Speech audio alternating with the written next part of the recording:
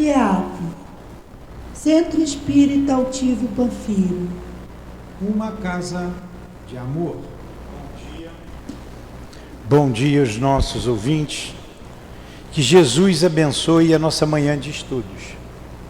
Continuaremos com a programação da nossa casa, estudando a obra da nossa irmã Ivone do Amaral Pereira, o livro Memórias de um Suicida, trazida pelo Camilo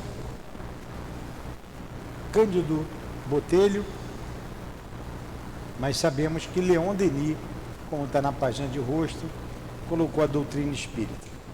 Vamos então ler o Evangelho, fazer a prece e iniciar os estudos. O Evangelho segundo o Espiritismo, capítulo 6, o Cristo Consolador. Número 6.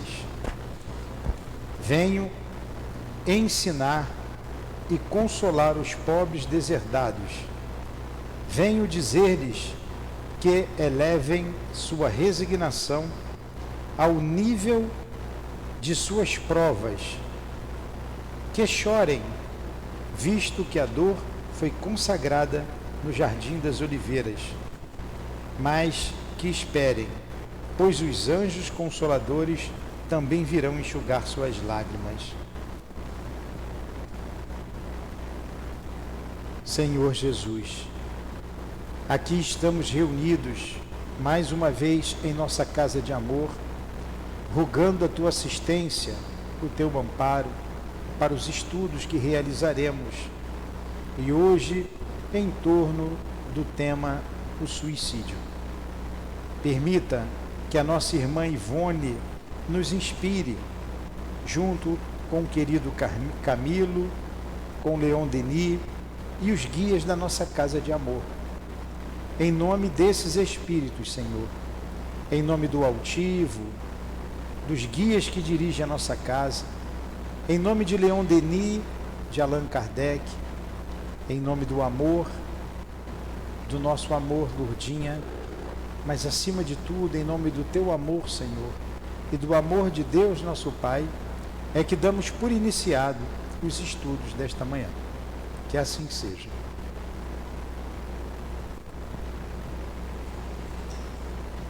Então vamos lá. Nós estamos no setor em que eles estão visitando o departamento da reencarnação, não é? O departamento da reencarnação. E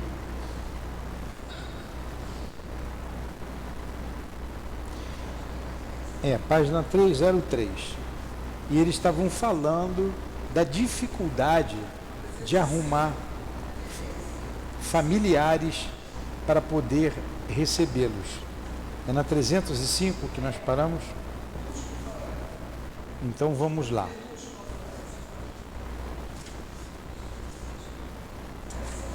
A essa altura, despedimo-nos da amável cultivadora de flores, deixando a sessão de programação de recapitulações para atingirmos a de pesquisas.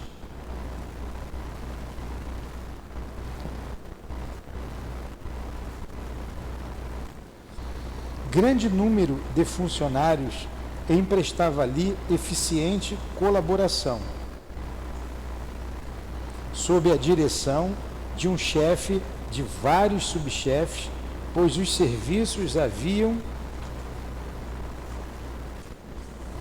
de ser elaborados por comissões compostas de 2 a 4 personagens e um dirigente, os quais recebiam incumbência da preparação de possibilidades para a reencarnação de determinado grupo de asilados. Aí vocês vejam, né? Quanto trabalho para tudo em nome do amor celestial, para atender esses irmãos que são considerados trânsfugas da lei. Tudo para que eles possam alcançar o equilíbrio de suas faculdades o mais breve possível. Então, várias pessoas, vários espíritos abnegados, voluntários, se dedicando para o sucesso da reencarnação desses espíritos. E a gente pensa nisso e vê, analisando, o quanto a gente deve honrar essa encarnação, o quanto a gente deve aproveitar a vida que temos agora, e quantas pessoas malbaratam a vida. Nós que já temos ciência e consciência de tudo isso, precisamos valorizar e muito a reencarnação em que nos situamos, porque foi feito o melhor que pôde ser feito para cada um de nós. Nós fomos colocados na família ideal para o nosso aperfeiçoamento. Nós fomos colocados no seio da sociedade ideal para o nosso progresso. Então, a comunidade onde moramos, seja qual for, rica ou pobre, é que precisávamos, é que nós precisamos. Encontramos essas informações na casa espírita. E como a gente tem que valorizar a casa espírita? A gente precisa amar um ao outro, como Jesus nos ensinou. Mas a gente é tão difícil, tão complicado, que tem simpatia, tem antipatia, até mesmo dentro da casa espírita. Mas o nosso dever é superar tudo isso em prol de nós mesmos, em prol da nossa felicidade. Porque se a gente trabalhar com amor, com desprendimento, só a gente está ganhando, só a gente está crescendo. E como vamos depois lamentar se a gente não aproveitar a oportunidade que tivemos nessa vida? Será que numa próxima reencarnação a gente vai ter acesso, vai chegar num lugar onde a gente encontre essas informações todas? Se a gente malbaratar o tempo, se a gente virar as costas para o trabalho, como a gente vê aí espíritos infantis, faz biquinho porque não gostou do que como falou com ele e vai embora. Se milindra. Quantos milindrados se afastam dos trabalhos, não é só dessa casa, de tudo quanto é casa, porque não é do jeito deles. Muitas vezes a gente cobra, ou na maioria das vezes, cobra posição, atitude de alguém que está à frente de uma tarefa, mas a gente não faz o que a gente cobra. A gente cobra, mas a gente não faz. Então você quer cobrar do outro aquilo que você não faz. Conduta que você não tem. Então a gente tem que dar a mão um para o outro e aproveitar essa vida. Essa é a melhor vida que a gente teve de todas as outras. Se a gente teve 1 bilhão de encarnação, essa é a melhor. Essa é a melhor de todas é essa. Porque é nessa que nós estamos, e para reparar o que se falhou no passado, com o objetivo de progredir sempre. Alguma pergunta? Então, quantos departamentos, quanta coisa foram acolhidos, foram para o Vale dos Suicidas. Por pior que tenha sido o Vale dos Suicidas, eles já estavam amparados pela lei. Do Vale dos Suicidas foram para o hospital, ficaram ali 3, 4 anos ali sendo assistidos, ajudados. Depois tiveram alta e foram visitar toda a colônia. Aqueles que não tinham condições foram separados para o manicômio ou para o isolamento. E a gente vê aqui mesmo na casa espírita, quando você atende alguém que, por exemplo, no manicômio tem muitos drogados, a pessoa ela está totalmente fora de si, com um olhar vazio, vago, e você pergunta: você usou droga hoje? Usei. E ontem também usei. E a pessoa não consegue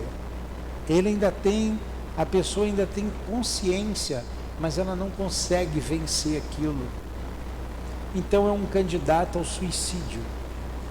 E se suicidando dessa forma, vai largar o corpo doidão, como a gente diz, não vai saber se está morto ou se está vivo, vai ter que ser levado, se não for arrastado por espíritos do mal, e ali ser viciado de todas as formas, vai para um vale dos suicidas e depois levado para uma colônia como a Maria de Nazaré, e lá vai ficar no manicômio, e depois vai reencarnar do jeito que der. Porque o que faz o perispírito, nós vimos na aula passada, é a forma, é o que faz a forma do corpo físico. E se você está com a cabeça totalmente destrambelhada, você não consegue formar um corpo saudável. E por aí vai da dor. Então vamos valorizar a nossa vida, valorizar a nossa função de pai, de avós, porque a gente tem que cumprir com o nosso dever como pai, como avô, como filho. Eu já não tenho nem mais pai nem mãe, mas tem neto, tem filho, então não tenho ainda obrigações com eles, em corrigi-los, porque senão a gente vai colher lágrimas depois. Quanto trabalho, quanto amor, quanta dedicação para que eles possam vencer.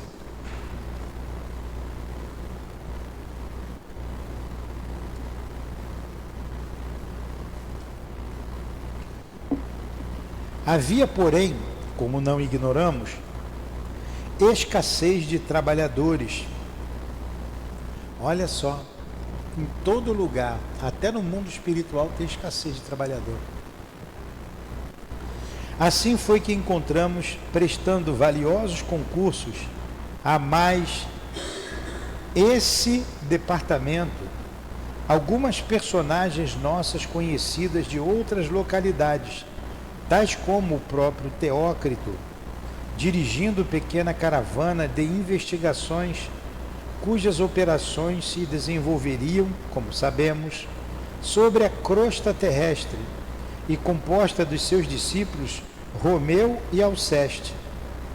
O conde Ramiro de Guzmán, chefiando outra comissão da qual faziam parte os dois de Canaleja, Oliver de Guzmán e o emérito educador da Torre, ao lado do padre Anselmo, irmão João, venerável no seu porte impressionante de oriental, e vários outros eficientemente prudentes e esclarecidos para o desempenho da alta missão conferida. Agora você vê irmão Teócrito, diretor do departamento hospitalar, vindo trabalhar na crosta terrestre. O de Guzmán, quem é o de Guzmán? Não é o pai da nossa irmã Ivone? Não é ele? O Charles? Né? Um desses aí é o doutor Bezerra. Os de Canalejas, que é o Roberto de Canalejas, e o outro, que foi pai dele. Então, espíritos de escola vindo trabalhar aqui na Terra. Vocês imaginam o que não é feito por nós nesta casa que a gente implantou aqui com muita luta?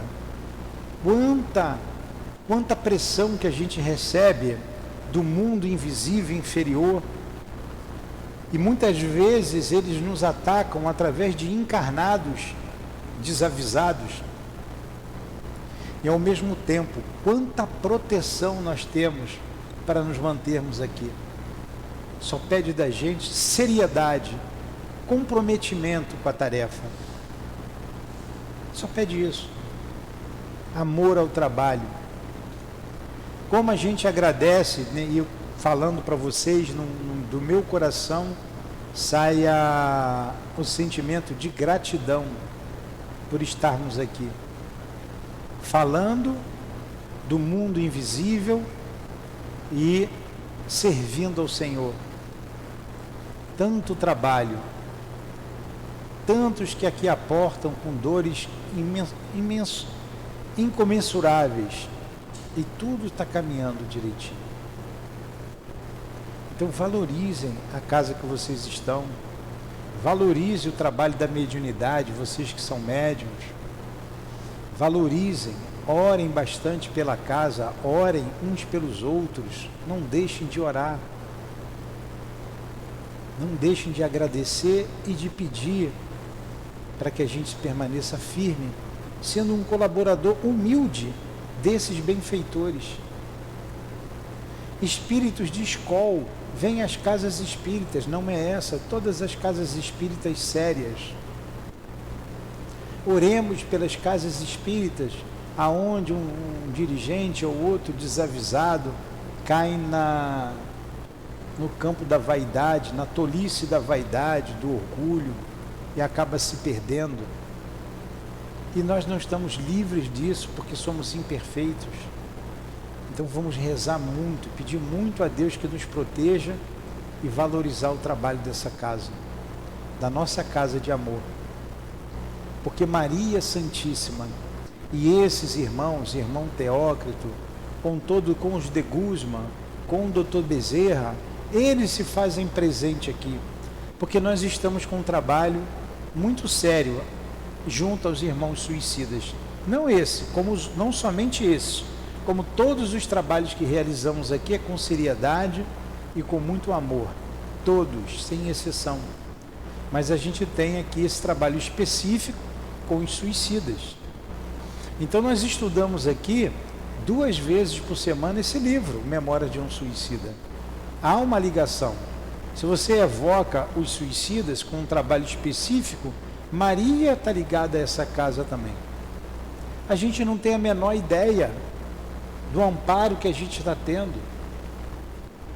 A gente não faz a menor ideia. Está dando tudo certo. A gente vem aqui, vai embora, faz uma malcriação aqui, outra ali, continua dando certo, por causa do grande amparo. Mas quando faz uma malcriação muito séria e não dá para eles agirem, não é porque também saiu da casa, vai ficar sozinho, os guias vão virar as costas, não é isso. Ajuda. Mas quando a gente se afasta, a gente fica mais vulnerável. E a gente tende a cair o pensamento com mais rapidez. Não é que saiu, vai... Se sair, busca outra casa, busca trabalhar em outro lugar. Eu vou ler de novo esse parágrafo aqui, porque eu achei tão importante, eu fiquei aqui emocionado, não só porque eles assistem esses espíritos que caíram, como nós também somos médiuns decaídos, caímos também. E nós que estamos aqui toda semana estudando aqui, provavelmente o suicídio já fez parte da nossa vida. Então vamos lá. Havia, porém, como não ignoramos, escassez de trabalhadores. Assim foi que encontramos, prestando valiosos concursos a mais esse departamento. Algumas personagens nossas conhecidas de outras localidades, tais como o próprio Teócrito, dirigindo pequena caravana de investigações, cujas operações se desenvolveriam, como sabemos, sobre a crosta terrestre. Então ele veio aqui buscar família para atender familiares, para receber esses irmãos. Composta dos seus discípulos Romeu e Alceste, os 2 enfermeiros. Dizem que eles estão reencarnados, eu não sei dizer não. Romeu e Alceste. Alceste ou Alceste? O conde de Ramiro de Guzman, chefiando outra comissão, da qual faziam... O Ramiro de Guzman é o Charles, né? Faziam parte os decanalejas. Olivier de Guzman, o emérito educador da torre, ao lado do padre Anselmo. Irmão João, venerável no seu porte impressionante, de oriental, e vários outros eficientemente prudentes e esclarecidos para o desempenho de alta missão conferida. Reconhecíamos comovidamente a benevolência insofismável desses servos do meigo Nazareno, os quais, a exemplo do Mestre, que tanto amavam, que não desdenhara em se apresentar à terra, trajando a configuração humana, por servir à instrução das criaturas confiadas pelo Pai Supremo à sua guarda. Olha, é algo também, desculpe eu interromper tanto, que a gente tem que pensar. A envergadura moral, a elevação moral, a elevação intelectual, a elevação em todos os níveis de Jesus Cristo. Então imagine um espírito que a gente não consegue imaginar.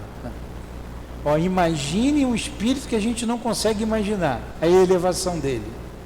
Ele vem à Terra preocupado conosco, com a nossa inferioridade, com a nossa pequenez, por causa do nosso sofrimento, porque é a gente sofrendo e fazendo sofrer. Quando Jesus veio à Terra, o homem era tão bruto, que ele abria a porta de casa, ele podia matar alguém ou morrer. Ninguém andava desarmado. E quem estava no campo plantando, volta e meia era invadido por homens brutais, brutamontes, que tomavam tudo, queimavam as plantações, abusavam das mulheres. Então Jesus veio numa época muito, mas muito embrutecida. Imagine de Jesus para trás.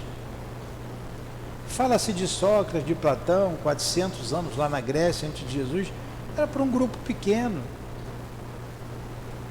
Então você vê Alexandre o Grande, você vê vários nomes exaltados aí, sempre no campo da guerra. César, você vê até Napoleão Bonaparte, ainda a luta, mas de Jesus para cá a coisa começa a mudar, esse processo é lento. Então vocês imaginam Jesus, a gente estava lendo aqui, estudando o livro de André Luiz, Obreiros da Vida Eterna, e vem visitar um grupo lá no nosso lar, aquele grupo que vinha também aqui na crosta, em missão, em serviço, em trabalho. Eles recebem um espírito chamado Asclépios. Lembra?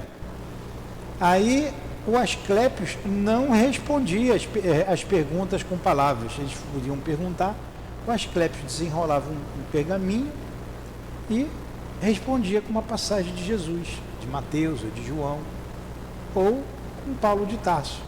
Para todas as perguntas feitas, uma pergunta desse tamanho, ele respondia assim. Jesus sempre o modelo, né? E aquele que perguntava ficava atônito com a resposta. E ele aí então ele fazia uma pequena explanação, não muito grande, bem pequena, sobre aquilo ali.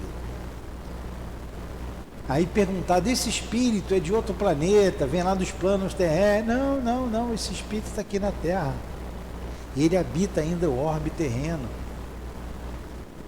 E ele reencarna ainda, esse espírito? Sim, se ele quiser. Se ele quiser, em intervalos que variam de 5 a 8 séculos. Então eles preparam todo um ambiente para que Asclépios venha, né, com a força do pensamento, e nós tiramos muitas conclusões dali, né, o pensamento, o que faz o pensamento, porque o pensamento é criador. Eles criam um quadro belíssimo, né, num lago, com uma árvore bonita, até o vento soprando, a folhagem balouçar, a gramínea, as flores, o jardim, todos. O André Luiz participa, lembrando do jardim dele, na casa que ele tinha, e que ele cuidava muito do jardim. E fica aquele quadro belíssimo para que Asclépios venham. Imagina Jesus. Falei de Asclepios para você ver a nossa distância de Jesus. Ele responde com o evangelho de Jesus. E eles vão dizer, não, ele está aqui na Terra, ele almeja habitar ali na órbita, ir para a órbita de Júpiter, que aquele grupo almeja, e vão indo até chegar a Jesus, até chegar a ser o ministro de Deus. Então Jesus, esse Espírito que não precisava vir, mas vem, não vem como rei, ele vem como um carpinteiro humilde, e que o chamaram de rei, né? Aí é a realeza terrestre, não é a realeza terrestre, é a realeza celeste. A realeza terrestre é a rainha de França, né? Aí ele vem ali, humildemente, não escreve nada, só fala, ensina, deixa aqui o magnetismo dele. Imagine alguém que passou aqui perfumado e foi embora. Aí vocês vão dizer, alguém deixou o perfume aqui, né? Eu pego o elevador, eu moro no 9º andar. Às vezes eu entro no elevador, está perfumado. Também às vezes tem cheiro de cigarro, né? Alguém, um fumante, entrou aqui. E que me enjoa até, porque eu não fumo, me faz até mal. Passou e deixou aqui o elevador impregnado.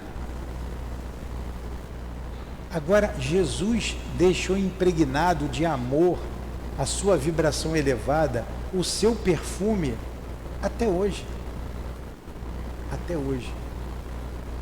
O magnetismo dele ficou aqui, ó, na Terra. E quantos viram as costas para ele? Quantos o combatem? Na casa espírita, nós temos perseguições espetaculares por causa do nome de Jesus. Mas ele falou sobre isso. Bem-aventurados que sofrem perseguição por amor à justiça, porque serão consolados. E a gente vê nitidamente isso. Por isso devemos estar atentos, orando um pelos outros. Mas o Luiz é incauto. O Luiz abriu brecha. Aí eles conseguem acessar o Luiz, e o Luiz vem aqui no coração da casa para atrapalhar o trabalho. Ah, vamos eliminar o Luiz? Não, vamos orar pelo Luiz. Por isso a gente vai orando um pelo outro, um fortalecendo o outro, porque eles não podem nada contra Jesus, mas eles podem muito contra nós. Mas a gente não pode esquecer que só lobos caem em armadilha de lobos, não é? Nós não somos lobos. Então Jesus nos protege. Então a grandiosidade desse Espírito que continua cuidando da terra, continua cuidando da gente, continua dando oportunidade para a gente. Isso aí é um tema para a gente pensar, Luiz, parar para pensar, né, na grandiosidade do Cristo. Os Espíritos se limitaram a dizer que ele é guia e modelo da humanidade. Eles se limitaram qual foi o maior dos Espíritos que já veio à Terra? Jesus. Só falaram isso. Aí Kardec que coloca ali na observação, guia e modelo da humanidade. Só isso. É só você ter ele como guia e como modelo. Mas ele é tão grande, e a gente sem vontade, a gente não consegue segui-lo. Mas se quisesse, como está fazendo esses espíritos aqui, mas esses espíritos estão desencarnados. Mas o doutor Bezerra já esteve encarnado. O Chico estava encarnado. Quem era o modelo e o guia do Chico? E o Chico era lá dos páramos celestes? Não. Um bom espírito. Veio à Terra, pobre, fez o primário. Mas o Chico tinha lá o Emmanuel do lado dele, assim até eu. Mas vai fazer o que o Chico fez para ficar com o Emmanuel do lado. E quando a gente pega as obras do Chico, quando ele chega ali no livro Missionários, quando ele fala dos médiuns falidos, quantos médiuns vieram com o mesmo potencial do Chico e faliram. Então dá para a gente ter Jesus como guia e modelo. Se não desse, ele não teria vindo ensinado para a gente o caminho da felicidade. Mas se a gente quer a felicidade do mundo, a gente vai viver no mundo e sofrer as consequências da busca dessa felicidade mundana. Agora, se a gente quer a felicidade celestial, tem a guia, como guia e modelo, Jesus de Nazaré.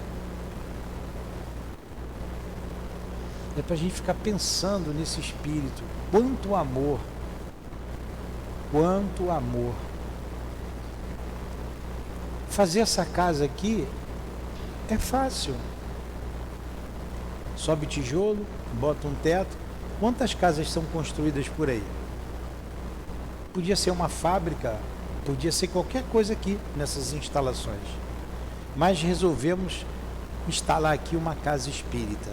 Aí é que começa a responsabilidade. A matéria, o trabalho físico é fácil. Agora, estruturar o trabalho espiritual tem que ter vontade. Tem que se despojar de muita coisa do mundo. Senão, não consegue. Se a gente aqui mudar a maneira de conduzir a casa, já está aqui, quer saber? Vamos fazer aqui de um jeito diferente. Abandonar o Evangelho de Jesus e o Livro dos Espíritos, todos eles vão embora. E a gente, em curto espaço de tempo, vai colher lágrimas, espinhos.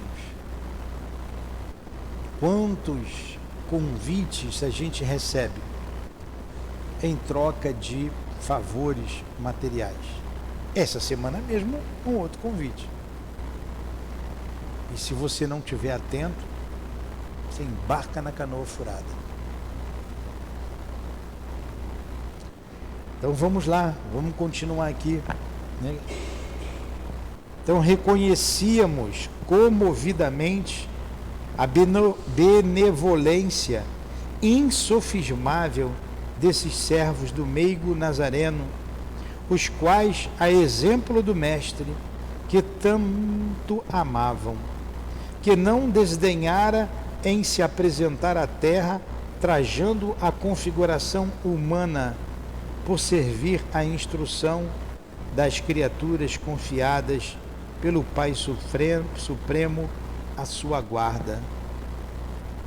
Diminuíam-se também, detinham as próprias vibrações.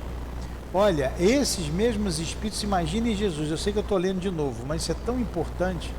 Eles seguravam a vibração deles, para não incomodar ninguém, para não humilhar ninguém. Quando Jesus, eu vou falar aqui até num tom, provavelmente, mas Jesus, num tom, ele que me perdoe se eu não estiver correto.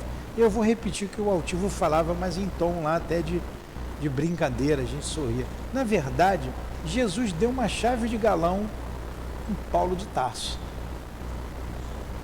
O que é chave de galão? Não sabe o que é chave de galão, não? No meio militar, a gente dá chave de galão. Olha aqui com quem que você está falando. Eu mando e você obedece. Entendeu? Então você tem lá, vamos botar o oficial general, ele chega lá para um subordinado, é porque eu quero, acabou. Chave de galão. Né? Manda quem pode, vocês já não viram isso? Obedece quem tem juízo. Isso é chave de galão. Tá vendo? Aí Jesus fez isso. Manda quem pode, obedece se tem juízo, né? Quando ele aparece a Paulo de Tarso no seu esplendor, com a sua luz, olha só, ele apareceu no seu esplendor. A luz do sol, como narra ali, ela ficou ofuscada diante do brilho da luz do Cristo. E quando ele viu, ele ficou cego. Vocês já viram ali o cara soldando aqui, com maçarico? Já viu alguém soldando?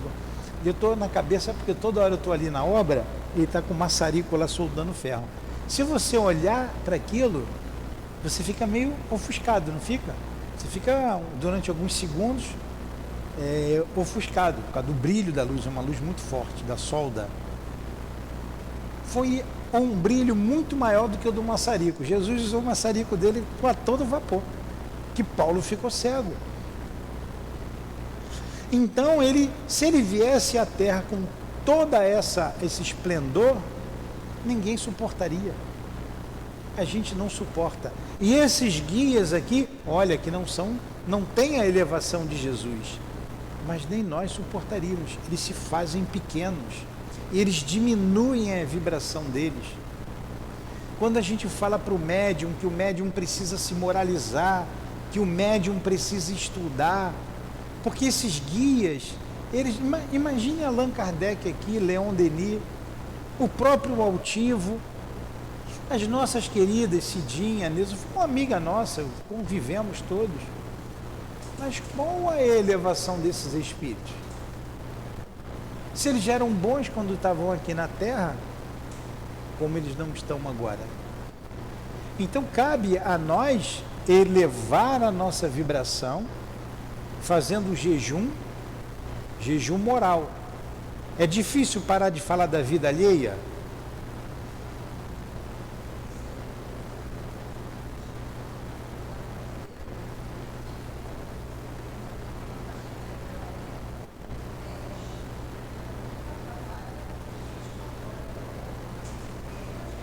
Peraí, quando você fala no microfone, deixa eu só terminar isso aqui.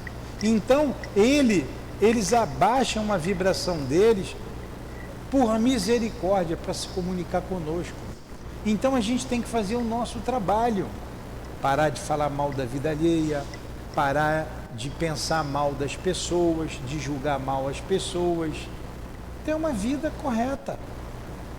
É o jejum moral, é esse o jejum, não é deixar de comer, não, é você ter o jejum moral, cuidar do teu pensamento, para que você eleve a sua vibração. O Leon Denis ensina isso para a gente, num patamar mínimo ou máximo para a gente, para que eles possam descer o máximo também e encontrar ali a nossa vibração. Então a vibração nossa é de 1000, vamos elevá-la para 1500, a dele é de 5000, ele vai descer para 1500 para entrar em sintonia e eles darem a mensagem.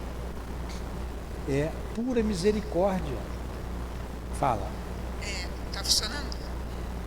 Lá tem uma menina, ela é faxineira, né? Ela é evangélica, mas ela é uma pessoa muito boa e assim, o trabalho dela, o centro é impecável por causa dela. Ela, o dia inteiro ela trabalha, tu não vê aquela menina parada. E ela acha a obra assim, linda, social, tudo, não sei o quê. E um dia ela foi limpar a sala lá em cima de estudo e desceu correndo, branca. Ela é moreninha, branca. O que foi? Ela. Eu vi esse moço. Quando ela abriu a porta para limpar, ela disse que viu o doutor Bezerra, que ela mostrou a foto, ela não sabia o nome. Eu vi esse moço, ele estava sentado com uma prancheta, rindo para mim. A sala estava toda iluminada e vi uma luz assim vazando no teto.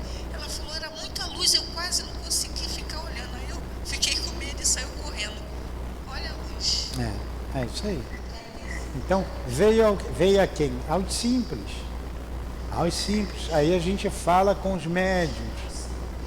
Fala com o médium aqui da casa, o principal médium da casa, que tem essa tarefa importante. Vigia, ora, estuda. Porque, senão, não é que eles não queiram, eles nem conseguem. A gente é que não consegue entrar em sintonia com esse espírito. Aí é mais fácil você falar com o Zezinho ali da esquina ali. É por isso que muito médium aí, tem muito grupo aí, e os espíritos são os espíritos terra-terra. Espírito da terra mesmo. Não se incomoda que você beba, fume, come carne, churrasco. Ele vai comer, fumar e beber junto contigo. Pô, fulano é médico, baixou o caboclo ali. Acabou, é igualzinho médium. Às vezes sabe um pouquinho mais do que o médium, porque é vivido, é esperto, mas não sabe tudo. Então qual é o melhor médium? Aquele que faz um esforço para ter a companhia dos bons espíritos. E menos enganado é. Diminuíam-se também, detinham as próprias vibrações, materializavam-se, tornando-se densos e quase humanizados, no intuito de servirem à causa esposada por aquele mestre inesquecível e incomparável. Olha, admirava-nos o fato de merecermos da parte deles tão expressiva demonstração de fraternidade, enquanto, enternecidas nossas almas, murmuravam ao nosso senso que cumpriria correspondêssemos a tão amorosas solicitações, dispondo-nos a atitudes passivas, dignas de tão nobres instrutores. Olha a última frase de novo. Cabe para nós aqui refletir a presença desses espíritos junto a nós. Admirava-nos o fato de merecermos da parte deles tão expressivas demonstrações de fraternidade, enquanto enternecidas nossas almas murmuravam ao nosso senso que cumpriria correspondêssemos tão amorosas solicitações. Nós estamos correspondendo a tão amorosas solicitações dos guias da nossa casa de amor? Falamos sempre, uma casa de amor. Temos as nossas imperfeições, os nossos tropeços, mas a gente tem por obrigação corresponder. Imagine a visita do Dr. Bezerra, como você falou, Sandra, aqui, e nós sabemos que ele vem aqui, tem trabalho, que evocamos o nome dele. A visita do Altivo, a visita de Leon Denis, não acabamos de evocar o nome de Leon Denis, de Allan Kardec? Se eles puderem, por que eles não viriam? Por quê? A Dona Ivone, quanta dedicação, quanto trabalho. Ela escreveu a obra. Então eu tenho que estar à altura. Estar à altura é eu ter a condições de recebê-la. Condição moral. Pelo menos fazer o esforço. Irmão Teócrito desviou-nos de tais cogitações, encaminhando-se até nós e saudando-nos após, o que interrogou sorrindo. Esses espíritos elevados são assim, né? Para essa bobeira aí, vamos lá. Segundo o que venho observando, meus amigos, esse é irmão Teócrito, tendes aproveitado bastante das instruções que vos têm sido ministradas. Estou informado do vosso interesse por tudo, o que a mim causa excelente impressão, por pronunciar modificação compensadora em vossas resoluções e necessariamente em vossos destinos, que deduzis do quanto até agora observastes. Olha, irmão Teócrito, satisfeito com esse grupo, né? Estou feliz com vocês. Olha que alegria do mestre ver o aluno progredindo, né? Mas o que vocês deduzem de tudo isso? Aí foi Belarmino de Queiroz e Souza quem se fez portador da opinião geral. Quem foi o Belarmino, hein? Belarmino se suicidou como? Com a forca. Belarmino era professor de dialética. O que é professor de dialética, Luiz?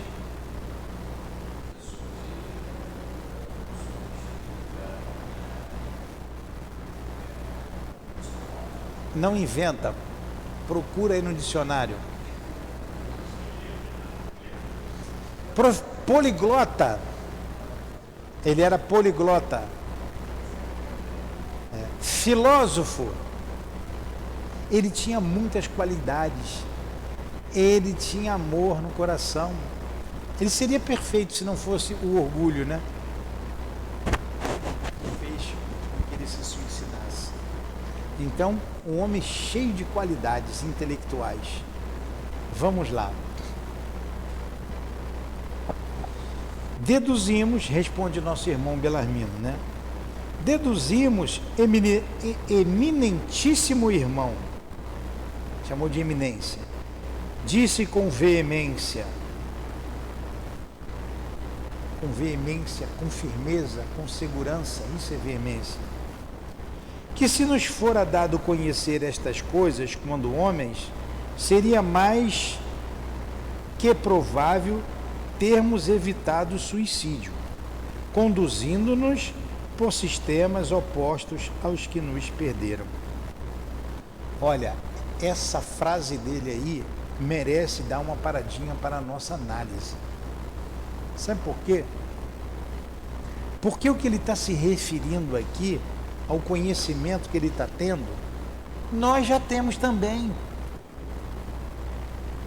Então, não se justifica a gente se suicidar. Mas quantos vêm, estudam, têm acesso ao conhecimento e se suicida? E olha como é grave essa falta, aquele que tem um conhecimento e cai às vezes por uma segunda, até uma terceira vez. Vamos ver o que ele disse aqui, porque não adianta somente ter o conhecimento, você tem que vivenciar o conhecimento que você tem. Senão você passa a ser uma biblioteca ambulante em que você não deixa ninguém entrar, de portas fechadas. Hã? Falta o amor, o que você sabe você não fala para os outros. E você vai e se mata?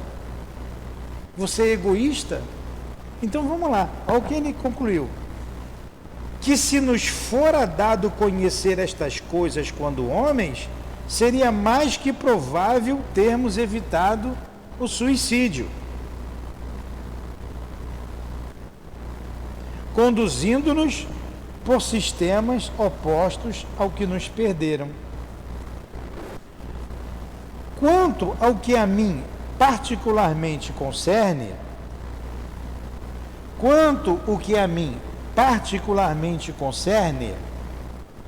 deixa eu ler aqui. Entendo que serei forte para as consequências que terei de arrostar destino afora. Olha a conclusão dele, uma conclusão de um homem inteligente. Quanto ao que a mim particularmente concerne, entendo que serei forte para as consequências que terei que arrostar destino afora. Que ele sabe o que ele vai encontrar. E nós, para nós aqui, tem o mesmo significado. A gente tem que ser forte para o que está por vir. Alguém sabe do futuro aqui? Pois é. Então o que está por vir, seja lá o que for, a gente tem que ser forte, porque a gente tem um conhecimento. Qual é o conhecimento? O que a doutrina espírita nos dá. Somos imortais. Reencarnação, conhecemos a Deus, a vida espiritual, o que temos que fazer para progredir, e etc, etc, etc. Até cobrir os déficits que me enxovalham a consciência. Ó, caro irmão Teócrito, conquanto sofra, sinto-me agora um outro homem, ou seja, um outro espírito. Acenderam-se em meu ser fachos de esperanças inapagáveis que me fortalecem e reanimam poderosamente, induzindo-me a partir em busca do futuro, seja qual for. Ele está lá, ele vai mergulhar na carne, ele sabe que vai encontrar dureza, porque ele é um trânsfuga da lei. Mas nós já estamos na carne e temos o mesmo conhecimento que ele tinha. Temos que ser forte. Temos que ser forte.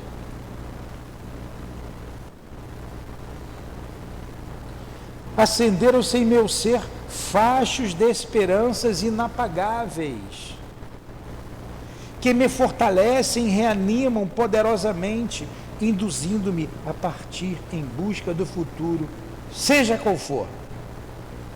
saber positivamente que existo, que sou, que serei, convencendo-me de que nenhum só dos meus afetos mais santos, de minhas aspirações, meus ideais, assim como dos esforços empregados para o enriquecimento dos meus cabedais intelectuais e morais, se perderão jamais, triturados nas crenas execráveis da morte. Por mim julgado outrora o ponto final de tudo quanto existe. Nenhum dos nossos amores se perderam. Nada se perdeu. E o túmulo não é o final da vida. Ele pensava assim, por isso que ele se suicidou. Nós já sabemos que o túmulo não é o fim de tudo. Certo de que a eternidade é a minha sublime herança, a qual me assistem direitos legítimos pela filiação divina, de que como espírito descendo. O que ele disse aqui? Que ele é herdeiro de Deus. Ele, Belarmino, é herdeiro de Deus. Vocês também são herdeiros de Deus. Eu, todos nós. Nós descendemos de Deus. Fala. Sim.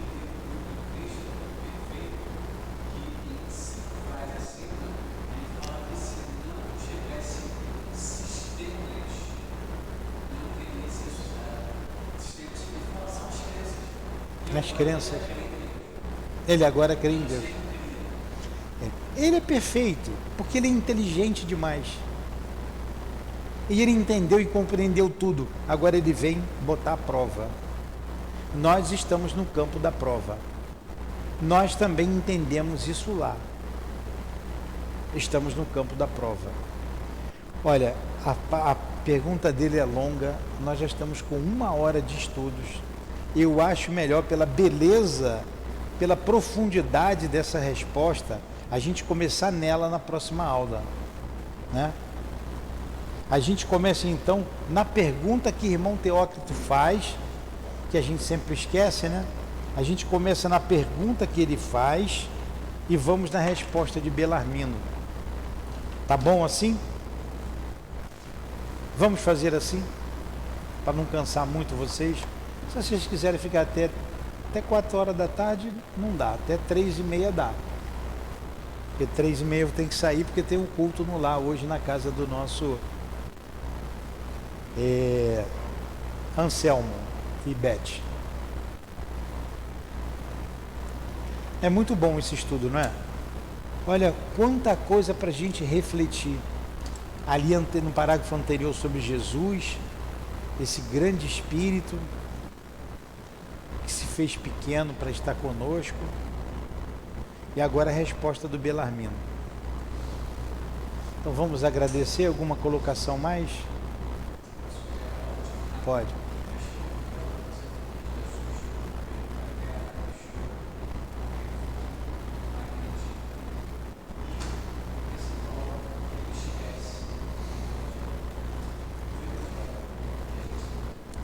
E olha que ele não escreveu nada.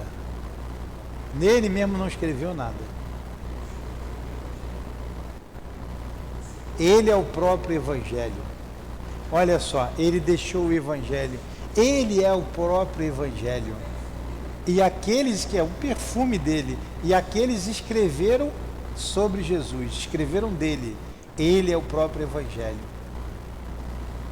Jesus é. Jesus é. Quer a definição de Jesus? É, Jesus é.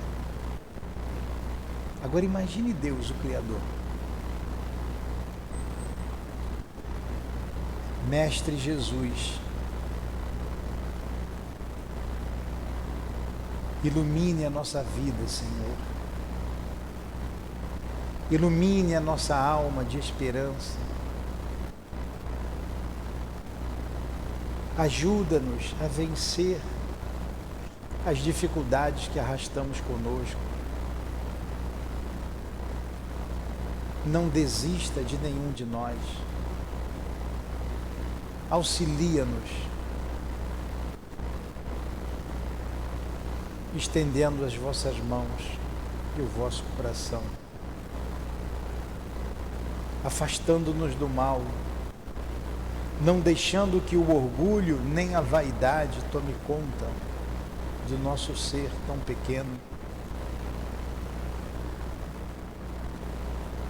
Ajuda-nos a compreender que devemos ser sempre os últimos, como foi o Senhor, como modelo de todos nós, o modelo da perfeição, da humildade, da simplicidade. Que esta casa siga contigo, Senhor, sempre simples e humilde, no trato uns para com os outros e para com todos que aqui aportam. Pedimos que envolva esses irmãos que, através do suicídio, retornaram à pátria espiritual.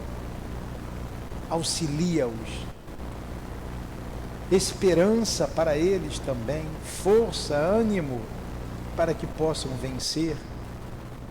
Que essa prece seja eivada do teu magnetismo e nós, mais simples, com o perfume das rosas, que chegue a todos aqueles que sofrem, que choram pelo suicídio cometido, e essas vibrações os acalme e lhes dê esperanças. Os que estão abrigados em nossa casa, os que passaram pela nossa casa e se encontram no Hospital Maria de Nazaré, em todos os setores daquela casa, daquela imensa colônia, possa chegar aos corações mais sofridos, a todos os corações, a palavra esperança, a nossa singela prece por eles. A nossa prece, Jesus, pelos que estão reencarnados e que vieram ou que viemos de um suicídio próximo ou remoto. Tenhamos forças para resistir ao mal e às tentações do mundo. Pedimos por estes personagens que animam esta obra, que eles vençam, Senhor, recebam a nossa gratidão e sempre o teu amor e a tua vibração. Estejam eles desencarnados ou encarnados. Rogamos pelo irmão Teócrito e por todos os benfeitores daquela colônia, da nossa casa espírita, como a Dona Ivone, como Leon Denis, como Allan Kardec, o nosso altivo, as irmãs queridas, a minha amada Lourdinha, a toda essa coluna de espíritos que sustenta o nosso SEAP e esse trabalho de amor, o Dr. Bezerra, enfim, todos esses nomes representados por esses irmãos, guias da nossa casa. Em nome desses guias, em nome do amor, em nome do nosso amor, minha querida, é que pedimos a devida permissão a Jesus e a Deus, a Dona Ivone, para encerrarmos os estudos da manhã de hoje, em nossa casa de amor. Que assim seja.